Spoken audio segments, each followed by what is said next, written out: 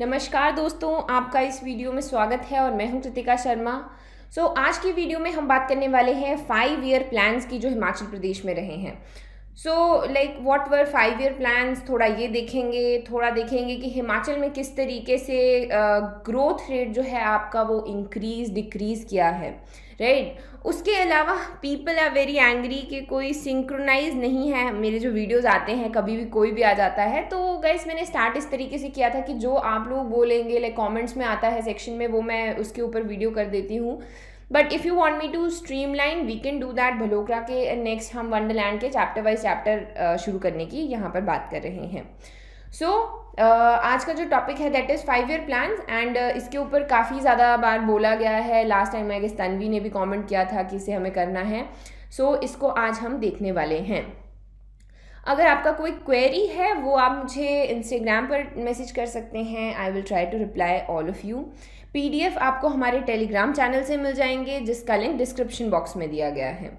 उसके अलावा हमारी ऐप के ऊपर बहुत सारी चीज़ें, बहुत सारे कोर्सेज और टेस्ट सीरीज अवेलेबल मिलेंगी, जैसे कि जो मेंस की दे रहे हैं।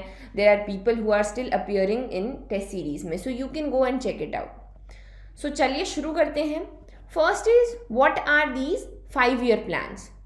तो यहाँ पर क्या हुआ कि जब 1947 में देश आज़ाद हुआ तो हालत थोड़ी ख़राब थी। अब हमने सोचा कि हमें कैसे प्लानिंग कैसे करनी है। तो प्लानिंग में बेसिकली हमने ये 5 वर्षीय योजना बनाई। इसमें हमने कुछ गोल्स रखे, कुछ स्ट्रैटेजीज रखी, कुछ फिगर्स रखे कि इतना ग्रोथ रेट होना चाहिए, इस एरिया में काम करना है, जिन्हें हमने अपने 5 ईयर प्लान में डाला। जैसे आजकल समिट्स होते हैं कि हाँ 1.5 डिग्री सेल्सियस से ऊपर नहीं जाना चाहिए अर्थ का टेम्परेचर। इस तरीके से 5 ईयर्स में इसमें ये तरीके की योजनाएं बननी शुरू हुई, राइट। 2014 तक तो इसे प्लानिंग कमीशन आपका एग्जीक्यूट किया करता था, मॉनिटर किया करता था। लेकिन फिर आपके जो प्लानिंग कमीशन था उसको डिसॉल्व कर दिया गया और फिर क्या बना, फिर बना आपका नीति आयोग। 2015 से लेके 2017 तक, तो उस वक्त आपका इसकी जो एग्जीक्यूटिंग एजेंसी रही है दैट इज़ नीति आयोग। तो इसमें क्या बेसिकली आपको आइडिया हो गया, these are the method of planning economic growth, जिसमें centralised integrated national economic programmes बनाए जाते हैं।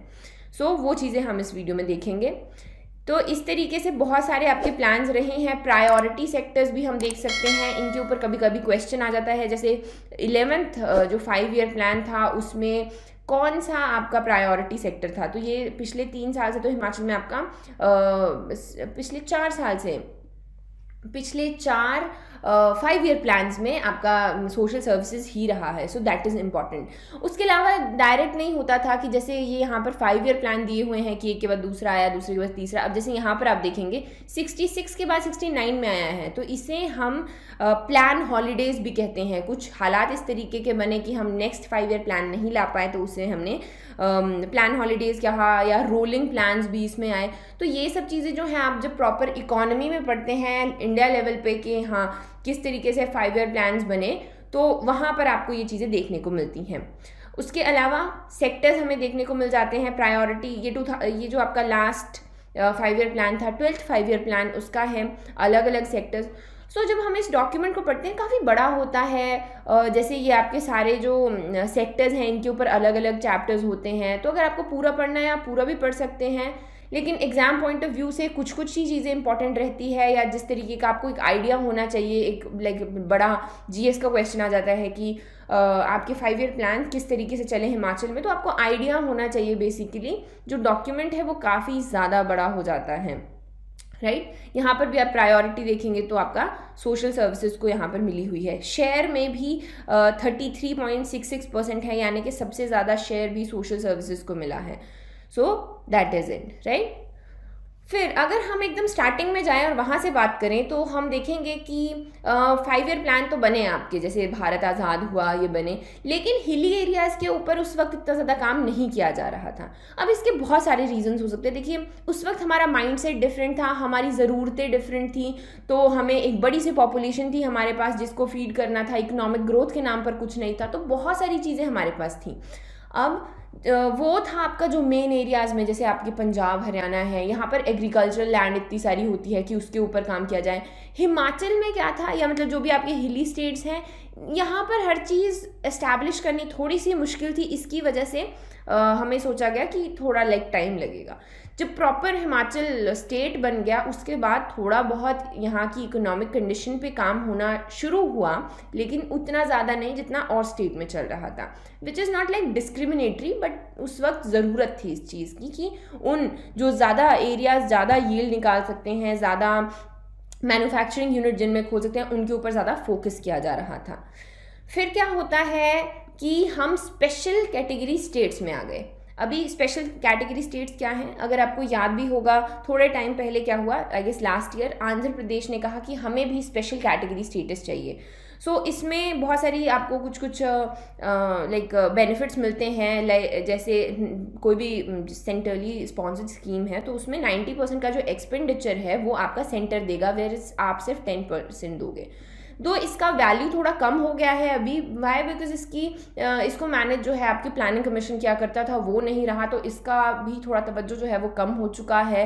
दो इसके फिर क्राइटेरिया रहते हैं, गडगिल फार्मूला, अगर आपको याद होगा आपने इकोनॉमी पढ़ी है तो गडगिल फार्मूला हिली स्टेट्स होने चाहिए, नॉर्थ ईस्टर्न स्टेट्स को भी मिला हुआ है, तो इस तरीके से इसमें कुछ कुछ कंडीशंस भी लगी हुई थी। सो उस तरीके से अब हम बन गए स्पेशल कैटेगरी स्टेट, तो इसमें स्पेशल एक अलग से एलोकेशन आया करता था हमारे स्टेट्स के लिए। ये जो आपके स्पेशल कैटेगरी स्टेट्स थे इनके बैकवर्ड एरियाज़ के ऊपर काम करने के लिए, या लाइक बेसिकली इनका जो इकोनॉमिक ग्रोथ के लिए यहाँ पर अलग से फंड आना शुरू हुआ।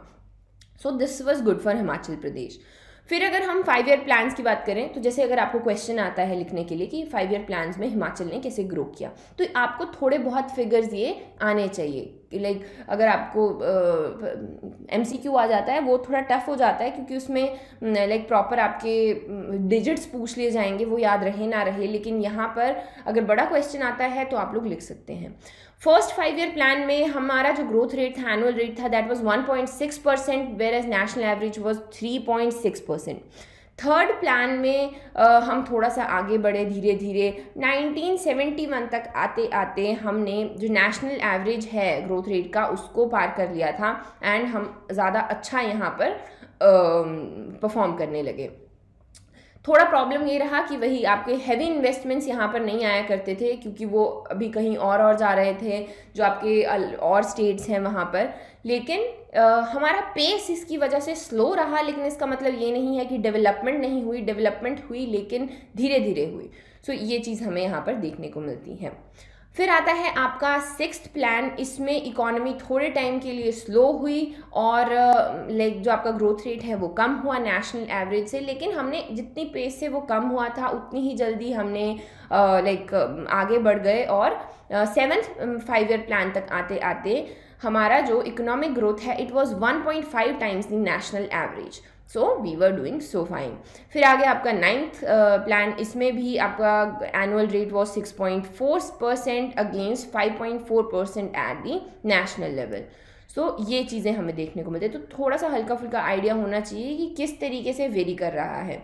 बाकी थोड़ा बहुत आपको जब आप लास्ट में चार्ट्स देखेंगे, चार्ट्स से भी ज़्यादा पता चलता है, ठीक है। अब क्या होता है, इकोनॉमिक ग्रोथ को हम नापते कैसे हैं, इसके कुछ मापदंड रहते हैं, आपका स्टेट डोमेस्टिक प्रोडक्ट है या आपका पर कैपिटा इनकम है। तो हमने स्टेट डोमेस्टिक प्रोडक्ट को देखें, अगर इसके भी चार्ट्स आपको आगे दिखाती हूँ मैं, लेकिन अभी इसमें क्या है कि जो आपका 50 से लेके 66, 1950 से लेके 1966 का जो एक रहा है दौर, उसमें 3.4% हमारा ग्रोथ रेट रहा है as compared to the national average which was 3.9%। So यहाँ पर थोड़ा कम है, लेकिन it was because everything was agricultural at that time. जो मेन परफॉर्मेंस है वो आपके एग्रीकल्चर सेक्टर की देखी जाती थी, हमारे पास इतना था नहीं। तो हमारा जो ये आपका स्टेट डोमेस्टिक प्रोडक्ट का ग्रोथ रहा है, ये हमेशा ही पंजाब और हरियाणा से कम रहा है, क्योंकि वो आपके एग्रीकल्चरल स्टेट्स में आ जाते थे उस वक्त। उसके अलावा हमेशा जम्मू से ज़्यादा रहा है, क्योंकि वहाँ पे भी अब यही जो आपका टोपोग्राफी है इसमें भी चेंजेस होते हैं, एग्रीकल्चरल लैंड उतनी ज़्यादा नहीं है, हॉर्टिकल्चर को उस वक्त उतना ज़्यादा तवज्जो दिया नहीं जाता था, थोड़ा बहुत होता था। तो अभी इतनी हाइप में, अभी तो हम बहुत ज़्यादा सपोर्ट करते हैं हॉर्टिकल्चर को, उस वक्त था नहीं इतना। सो इस तरीके से फिर क्या हुआ 80-81 तक आते आते हमने एक पॉलिसी को लाइक अडॉप्ट किया, उसको बोलते हैं कंजर्वेशन। कंजर्वेशन यानी कि हम अपने पेड़ नहीं काटेंगे फॉर सर्टेन रीजंस, लाइक मतलब हम बेसिकली पेड़ बचाने हैं, कमर्शियल पर्पस से अगर उनको काटा जाएगा तो उसे बैन कर दिया गया था। अब इसकी वजह से हमें बहुत सारे प्रॉब्लम्स देखने को मिले। ऑब्वियसली जहाँ पर एक बड़ी बड़ी इंडस्ट्रीज लग सकती थी वहाँ पर अब हमने पेड़ों को चूज़ किया था, तो इसकी वजह से नेगेटिव ग्रोथ देखने को मिलेगी हमें -8.23%। लेकिन लॉन्ग रन में देखा जाए तो अभी देखिए हम हैं, हमारे पास इंडस्ट्रीज भी हैं, सब कुछ हैं, लेकिन हमारे पास जो फॉरेस्ट हैं वो भी सेफ है। So it was a very nice move and it worked fine so far. थोड़े टाइम के लिए नेगेटिव ग्रोथ देखने को मिली, लेकिन उसके बाद हमने कहीं ना कहीं कॉम्पनसेट कर लिया। एक चीज़ बढ़ रही थी तो एक चीज़ डिक्रीज़ हो रही थी, यहाँ पर हमने वी फाउंड द बैलेंस। तो बहुत सारे ऐसे भी एरियाज थे जहाँ पर हायर ग्रोथ रेट देखने को मिला है। डैम्स, इलेक्ट्रिसिटी हम बना रहे थे, gas, water supply, mining, banking, tertiary, basically आपको टर्शरी सेक्टर में देखने को ज़्यादा मिलेगा कि हम मूव कर गए from primary to tertiary and secondary sector. So यहाँ पर ये चीज़ हमें देखने को मिलती है। अब जैसे आप यहाँ पे देखेंगे प्राइमरी है ना 71 से ये डिक्रीज ही करता जा रहा है एंड लास्ट में इट्स 19%। सो इस तरीके से सेकेंडरी इंक्रीज कर रहा है वेयरएज टर्शरी भी इंक्रीज कर रहा है। So we found the balance. अगर हमने कंजर्वेशन की कि हमें बड़ी एग्रीकल्चरल लैंड्स नहीं चाहिए तो उसकी जगह हमने और चीज़ें भी शुरू की। फिर नेक्स्ट आपका जो एक इंस्ट्रूमेंट आता है दैट इज़ पर कैपिटा इनकम, और इसे अगर हम नेशनल एवरेज पे देखें सो हमारी जो थी 2001 के आसपास it was 10,943 whereas national average was 10,306। So और अगर देखा जाए पिछले 30 साल में तो वो डबल ही रही है, जो नेशनल एवरेज है उससे डबल ही रही है हमारी जो पर कैपिटा इनकम है। So we are doing fine here. उसके अलावा थोड़ा बहुत बीच में हमें देखने को मिला ऊपर नीचे, लेकिन it has always been higher than all India average. अगर हम लास्ट जो आपका प्लान रहा है 12th 5 ईयर प्लान उसको देखें तो इस तरीके से बनता था। अभी मैंने बताया ना आपको कि जैसे समिट्स होते हैं उसमें हमने रखा 1.5 डिग्री का टारगेट, वैसे ही इसमें भी हम रखे to achieve the growth rate of 4.5%। और बहुत और भी चीज़ें इसमें आती थी, जैसे अगर आपको याद होगा ट्राइबल सब प्लान के लिए आपका जो ये 5 ईयर प्लान है इसका कुछ 9% सिर्फ ट्राइबल सब प्लान के लिए दिया गया है। सो इस तरीके से अलग अलग जगह के लिए अलग अलग तरीके से पैसे आता था। बहुत लंबा डॉक्यूमेंट होता है, बहुत सारी चीज़ें इसमें अच्छे से मेंशन की जाती हैं, but like this is the important जिस तरीके के क्वेश्चन आ सकते हैं। ठीक है, टेबल्स बहुत सारे थे इस आपके डॉक्यूमेंट में, आप यहाँ पर देख सकते हैं। बेसिकली ईयर बाय ईयर आपको पर कैपिटा इनकम में भी जैसे इंक्रीज डिक्रीज देखने को मिल रहा है। जब जो आपका स्टेट डोमेस्टिक प्रोडक्ट है उसमें भी आप देखेंगे कि इंक्रीज डिक्रीज देखने को मिला है। यहाँ पर देखिए हाईएस्ट है। सो इस तरीके से आपको थोड़ा इसको लाइक अपने दिमाग में देखना है ताकि आपको थोड़ा पता चल जाए कि किस तरीके से वेरी किया from first 5 year plan and so on. So यहाँ पर नेगेटिव ग्रोथ एनुअल प्लान्स में हमें नेगेटिव ग्रोथ देखने को मिल रही है, राइट। क्वेश्चन किस तरीके के आते हैं, तो इस तरीके के क्वेश्चन आते हैं जो इजी वाले, like this is the easy one. ठीक है कि 5th 5 ईयर प्लान में कहाँ पर सबसे ज़्यादा शेयर किसका था, सोशल सर्विसेज का था। फिर आपका आ गया during first 5 year plan more than 50% was sports, so the correct answer is on construction of road. अब this is a tough question, how much fund was spent in Himachal Pradesh during in 5 year plan. So this is a tough one because figures याद करना is like it's not very easy, but you can go through it once and you can try। अगर आपको लगता है कि नहीं you're good with figures and data, it's very good।